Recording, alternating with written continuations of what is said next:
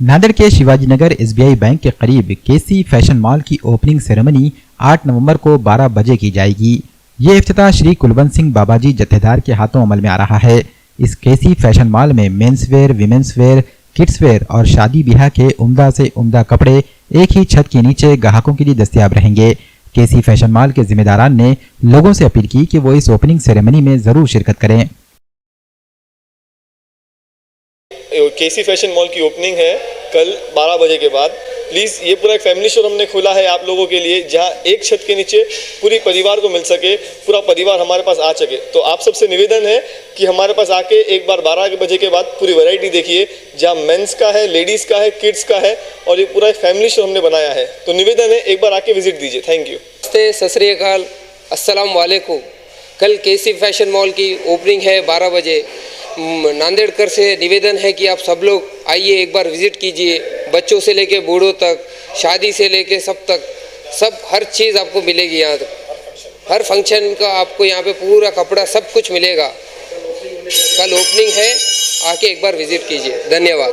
मैं Dinesh Hukumat Rai Premchandani, owner Kings collection Wazirabad Nanded.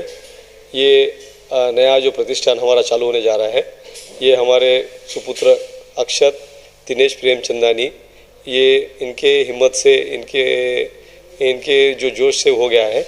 हमने अभी नए जो हमारी जो ये दूसरी पीढ़ी बिजनेस में पदार्पण करने जा रही है।